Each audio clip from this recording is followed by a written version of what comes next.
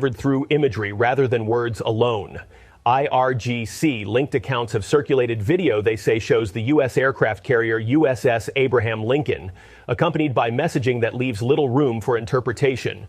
The authenticity and timing of the footage cannot be independently verified, but Iranian messaging frames the release as a demonstration of capability and a warning to Washington that Iranian forces know where American naval assets are positioned. IRGC-aligned messaging shared the line, "There is no benefit to hiding," according to posts circulating online. Iran says the footage is not recent, but officials stress the message is about readiness rather than a record of current operations. Iranian messaging frames it as a warning to the United States. Outside observers cannot confirm what operation, if any, the video reflects. What is clear is that Tehran wants Washington to understand that its naval movements are being monitored. The decision to circulate this footage carries multiple layers of meaning. By suggesting that Iranian reconnaissance assets can track American carrier movements, Tehran is challenging the assumption that U.S. naval power operates with impunity in waters near Iran. The message suggests that the element of surprise, often considered essential to military operations, may not be available to American forces if conflict erupts.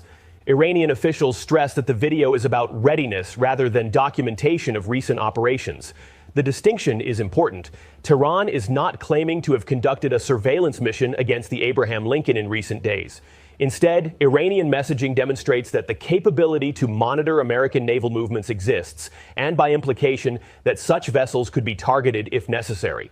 The footage serves as both deterrent and warning, though its actual operational significance remains unclear to outside observers. Media outlets aligned with the IRGC have described scenarios in which Iranian forces could strike American carriers using advanced missile systems and drone swarms. Military analysts note that such claims involve significant propaganda elements, but the underlying message about Iranian intentions is clear. Tehran wants Washington to understand that attacking Iran would come with costs that extend to America's most valued naval assets, regardless of how realistic specific scenarios may be. On Saturday, the head of Iran's Revolutionary Guard Corps ground forces escalated the rhetoric further. IRGC Commander General Mohammad Pakpour said the force is more ready than ever, finger on the trigger. His remarks were reported by Iranian outlets and covered by international media, including the Associated Press. Pakpour said the IRGC is prepared to carry out any order issued by Iran's supreme leadership. The general also warned the United States and Israel to avoid what he called any miscalculation. The warning against miscalculation has become a recurring theme in Iranian messaging, acknowledging the risk that conflict could begin through accident or misunderstanding rather than deliberate decision. In an environment of heightened military readiness on both sides, with American carriers approaching and Iranian forces on alert, the margin for error has shrunk dramatically. Pakpour's statement echoes what Iranian officials have been emphasizing for weeks, that Tehran views the current moment as potentially decisive and is prepared to respond with force if attacked. The reference to the supreme leader's orders underscores that military decisions remain centralized at the highest levels of Iranian leadership, even as operational commanders maintain readiness for immediate action. As tensions spike to their highest level in years, reports have emerged about extraordinary precautions being taken by Iran's supreme leader. According to Iran International, citing two sources it describes as informed, Supreme Leader Ayatollah Ali Khamenei has relocated to a heavily fortified underground shelter in Tehran. The complex is described as a wartime facility with interconnected tunnels designed to withstand potential attacks. This claim cannot be independently verified. Iran International also reports that Khamenei's third son, Masoud Khamenei, has assumed day-to-day management of the Supreme Leader's office, acting as the main channel of communication with Iran's executive leadership. This claim likewise cannot be independently verified, though if accurate, it would represent a significant development in Iranian governance structures during a moment of extreme crisis.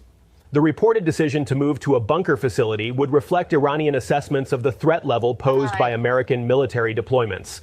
While Washington has not publicly announced intentions to strike Iranian leadership, the positioning of carrier strike groups and additional air assets creates capabilities that Tehran cannot ignore. Iranian military planners must assume that American forces could be used for strikes against a wide range of targets, including command and control facilities. The reported elevation of Masoud Khamenei to an operational role in the Supreme Leader's office would represent a notable development if accurate, As the reported main channel of communication with Iran's executive leadership, the younger Khamenei would occupy a position of considerable influence at a moment of extreme crisis. The arrangement, according to Iran International's sources, ensures that decisions can be communicated and implemented even if the supreme leader's direct accessibility is limited by security considerations. The reports have generated speculation about succession planning within the Iranian system, though officials have not addressed such questions publicly. What Iran International's reporting suggests is that the Iranian leadership may be taking steps to ensure governmental continuity under scenarios that include potential American military action. The preparations would reflect both the seriousness with which Tehran views the current threat and the institutional resilience that Iran has developed over decades of confrontation with the United States. Iranian officials have not publicly commented on reports about Khamenei's location, maintaining the strategic ambiguity that characterizes much of Tehran's security posture. The reports from Iran International, which claim sources within Iran's security establishment, cannot be independently verified, but suggest that extraordinary measures may be underway at the highest levels of Iranian leadership. The American naval deployment that has triggered these Iranian responses represents a significant concentration of military power. U.S. President Donald Trump said a powerful American naval armada is heading toward the Middle East. Speaking aboard Air Force One, Trump said the deployment was being made just in case he decides to act against Iran. The conditional nature of the statement leaves open multiple possibilities while maintaining pressure on Tehran. U.S. officials said the aircraft carrier USS Abraham Lincoln and multiple guided missile destroyers will arrive in the region in the coming days, without detailing specific routes or current positions. The carrier strike group brings substantial offensive capabilities, including aircraft capable of conducting strikes and cruise missiles that can target fixed installations. Additional air defense systems are also reportedly being repositioned, likely to protect U.S. and allied air bases from potential Iranian retaliation. The defensive preparations suggest that American military planners are accounting for the possibility that any strikes against Iran would trigger responses targeting American facilities throughout the region. The dual nature of the deployment, offensive capability combined with defensive preparations, reflects the complex calculations involved in potential military action. Britain has entered the military picture as well. The UK has announced it will deploy RAF Eurofighter Typhoon jets to Qatar following a request from Doha. The deployment adds another NATO ally's military assets to the regional buildup, though British officials have emphasized that the positioning is precautionary rather than preparatory for specific operations. The British deployment reflects the interconnected nature of Western military presence in the Middle East. Qatar hosts significant American military facilities, and the addition of British air assets increases the defensive and potentially offensive capabilities available in the region. The coordination between American and British forces demonstrates the alliance structures that would likely come into play if conflict erupted. For Iran, the British deployment represents another element in what Tehran characterizes as Western military encirclement. Iranian officials have long argued that the concentration of American and allied forces in the Persian Gulf region constitutes a threat to Iranian sovereignty, regardless of how Western capitals characterize their intentions. The addition of British jets to the regional mix reinforces Iranian perceptions of coordinated Western pressure. Amid the military buildup, Iranian officials have issued warnings that leave no room for ambiguity about how Tehran would respond to attack. A senior Iranian official told Reuters that any attack on Iran would be treated as all-out war, warning that Tehran would respond in the hardest way possible. The statement rejects the terminology of limited strikes or surgical operations that American officials have sometimes used to describe military action. The official's warning reflects Iranian military doctrine, which holds that any attack on Iranian territory, regardless of its stated scope or objectives, constitutes an act of war requiring a comprehensive response. Tehran has consistently rejected the notion that the United States could conduct limited operations against Iranian facilities without triggering broader conflict. From Iran's perspective, there is no such thing as a limited war against a sovereign nation, and the warning also serves deterrent purposes. By making clear that any attack will trigger maximum response, Iran hopes to raise the costs Washington must consider before ordering military action. The calculus of risk and reward shifts if American planners must account for not just immediate Iranian retaliation, but a broader regional conflict involving Iran's network of allied forces throughout the Middle East. Iranian officials and IRGC messaging have warned that U.S. naval assets could be targeted if war breaks out. Iran points to allied groups like the Houthis, who have threatened and attacked shipping and warned that U.S. ships could be targeted. Tehran characterizes these operations as demonstrating what its network of regional allies can accomplish against Western military power, though the actual capabilities involved remain subject to debate among military analysts. The reference to Houthi operations serves multiple purposes. It reminds Washington that conflict with Iran would not be limited to direct exchanges between American and Iranian forces, but would involve a broader regional network. It also suggests that Iran has observed how relatively modest asymmetric forces can impose costs on superior conventional militaries, lessons that may inform Tehran's own military planning. Houthi operations have demonstrated vulnerabilities in maritime security, forcing significant expenditures of defensive munitions and creating risks that have affected commercial shipping throughout the region. Iran's citation of these operations suggests that similar tactics, drone swarms, anti-ship missiles, and coordinated attacks from multiple directions could feature in any conflict with the United States, though the actual effectiveness of such tactics against carrier strike groups remains uncertain. The external standoff comes against the backdrop of deepening unrest inside Iran. Weeks of protests sparked by economic hardship and a sharp collapse of the Iranian rial have spread nationwide since late December. The demonstrations represent the most significant internal challenge to Iranian authorities in years, creating a situation where Tehran faces pressure on both foreign and domestic fronts simultaneously. Authorities responded to the protests with a sweeping security crackdown and what activists describe as the longest and most extensive internet shutdown in Iran's history. The communications blackout was designed to prevent coordination among protesters and to limit the flow of information about events inside Iran to the outside world. The restrictions have made independent verification of events extremely difficult. The convergence of internal unrest and external military threat creates a particularly dangerous moment. Iranian leaders must manage domestic challenges while preparing for potential foreign attack, a combination that could influence decision-making in unpredictable ways. Some analysts suggest that external pressure could rally Iranians around their government. Others argue that it could accelerate internal fragmentation. The uncertainty adds another layer of risk to an already volatile situation. The human cost of the crackdown has been severe, according to multiple sources monitoring the situation. Death toll estimates vary significantly depending on the source. Iranian officials have cited approximately 5,000 deaths, while the U.S.-based human rights activist news agency, known as HRANA, has reported a lower verified figure with additional cases under review. The communications restrictions inside Iran have made independent verification of any figures challenging. Reports also indicate that tens of thousands of people have been arrested during the crackdown. Iranian authorities have not provided comprehensive figures, and the discrepancy between official Iranian accounts and human rights organization reports reflects the contested nature of information during crisis situations. Addressing an emergency session of the UN Human Rights Council in Geneva, UN High Commissioner Volker Turk said thousands, including children, had been killed. Turk urged Iran to end what he called brutal repression, calling for a moratorium on the death penalty and raising concerns about forced confessions and summary trials. The international criticism has added diplomatic pressure to the military and economic pressures Iran already faces. The UN Human Rights Council session highlighted the international attention focused on Iran's internal situation. High Commissioner Turk's statement represented one of the strongest condemnations from UN officials, calling out specific practices, including what human rights observers have characterized as summary executions and trials lacking due process.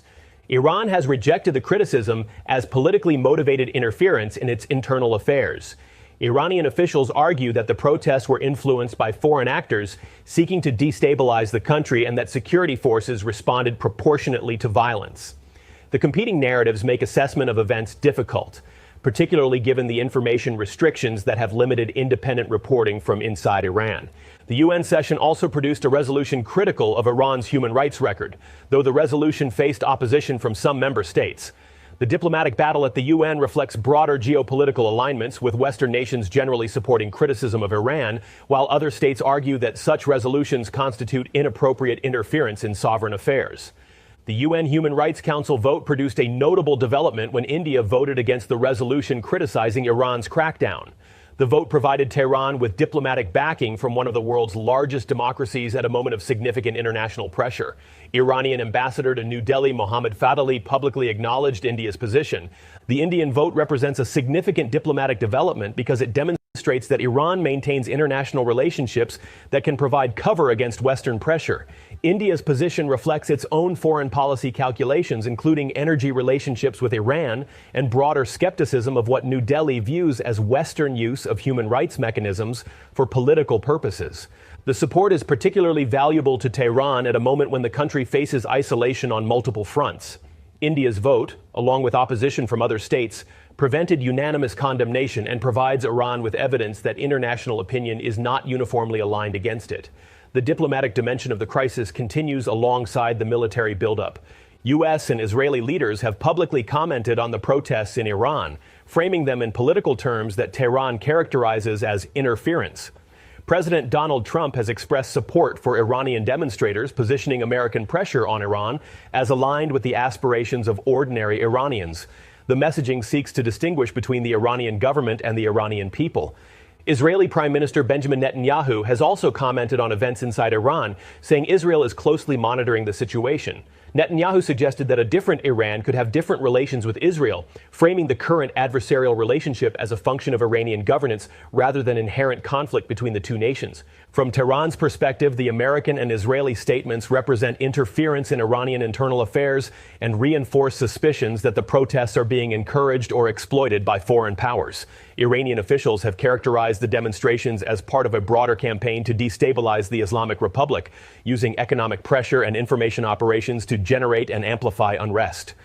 Iranian officials have framed the current crisis as coordinated pressure on their country involving military threats, economic warfare, and political destabilization. An Iranian ambassador accused Washington and Israel of fueling political instability inside Iran, characterizing the protests as the internal dimension of a broader campaign to weaken the Islamic Republic. The framing reflects Tehran's understanding of its strategic position. From this perspective, American sanctions constitute economic warfare designed to impoverish ordinary Iranians and generate discontent. Military deployments represent the threat of violence if economic pressure fails to achieve American objectives, and Western commentary on protests represents attempts to exploit internal grievances for geopolitical purposes. This interpretation shapes how Iranian leaders view their options. If the country is under coordinated pressure from multiple directions, the response must be equally comprehensive. The military warnings, the security response to protests, and the diplomatic efforts to maintain international relationships all represent elements of what Tehran views as a defensive strategy against foreign pressure. The crisis extends beyond the bilateral U.S.-Iran relationship to affect the entire region. Gulf states that host American military facilities face particularly difficult calculations. Saudi Arabia, the United Arab Emirates, Qatar, and other countries must balance their security relationships with Washington against the risk that their territories could become targets in any U.S.-Iran conflict. Iran has previously warned regional states against allowing their territory to be used for American attacks, a message that carries implicit concerns about retaliation. For smaller Gulf states, the prospect of becoming involved in a conflict between larger powers represents a significant concern that shapes their diplomatic positioning and military preparations. The British deployment to Qatar illustrates how regional states navigate these pressures. Qatar's request for additional defensive capabilities suggests concern about potential threats, while the presence of British rather than additional American forces may represent an attempt to maintain some distance from direct U.S.-Iran confrontation. The calculations are complex and the stakes significant for countries positioned between competing powers. With American forces approaching, Iranian messaging displaying carrier footage, and warnings growing sharper by the day, the standoff has entered what observers describe as a dangerous phase. The message from Tehran leaves little room for misunderstanding and even less room for error. Both sides have committed to responses that could rapidly escalate any initial exchange into broader conflict. The risk of miscalculation looms over the entire situation. In environments of heightened military readiness, actions intended as defensive can appear offensive to the other side. A reconnaissance mission could be interpreted as preparation for attack. A defensive deployment could trigger preemptive action. The compressed timeframes of modern military operations leave little opportunity for clarification before decisions must be made. Iranian officials have repeatedly warned against miscalculation, suggesting awareness of these risks even as they maintain their own high alert status. The warnings serve both to deter American action and to establish that any conflict would result from American decisions rather than Iranian provocation. The narrative positioning matters for international opinion and potential post-conflict assessments. Despite the military buildup and harsh rhetoric, diplomatic channels between Tehran and Washington have not been entirely severed. Both sides have indicated that they prefer negotiated solutions to military conflict, even as they prepare for worst-case scenarios. The question is whether diplomatic engagement can produce results before military dynamics take on a momentum of their own. The obstacles to diplomatic resolution are substantial. The nuclear issue, sanctions relief, regional security concerns, and now the internal situation in Iran all complicate any potential negotiations. Neither side appears willing to make significant concessions, and the mutual distrust accumulated over decades limits what either believes possible through diplomacy. International actors have urged restraint and offered to facilitate dialogue, but their influence is limited when the principal parties remain committed to their positions. The crisis will ultimately be resolved, or not, through direct engagement between Washington and Tehran, or through the military confrontation that both claim to want to avoid, but for which both are actively preparing. What is unfolding is not just military brinksmanship, but a crisis converging on multiple fronts: threats abroad and unrest at home. The Iranian leadership must simultaneously manage external military pressure, internal protests, economic difficulties, and international diplomatic challenges. The convergence of these issues creates a situation more complex and potentially more dangerous than any single crisis would present alone. For Iranian leaders, the multiple pressures may interact in unpredictable ways. External threats could rally domestic support, or they could accelerate internal fragmentation. Economic hardship drives protests, but military conflict would likely worsen economic conditions. The interconnections among these factors make outcomes difficult to predict and planning challenging for all parties. The international community watches with concern as the situation develops. A U.S.-Iran military conflict would have consequences extending far beyond the immediate parties, affecting oil markets, regional stability, and global security arrangements. The stakes justify the intense diplomatic efforts underway, even as military preparations continue and the risk of conflict remains elevated. The Middle East stands at a critical juncture. This is no longer just a diplomatic crisis. It is a convergence of military positioning, internal unrest, and international pressure unfolding in real time. IRGC-linked accounts have circulated footage they say shows American carriers. Reports suggest Iran's supreme leader may have taken shelter underground. American warships continue their approach, and warnings from both sides grow sharper by the day. The coming days will determine whether this crisis follows the pattern of previous tensions, escalation followed eventually by de-escalation, or whether it represents something fundamentally different. The explicit nature of Iranian warnings, the scale of American military deployment, and the internal situation in Iran all suggest that this moment carries risks beyond what previous confrontations have presented. For the people of the region, and indeed for the global community that would feel the effects of any conflict, the hope is that deterrence holds and that diplomatic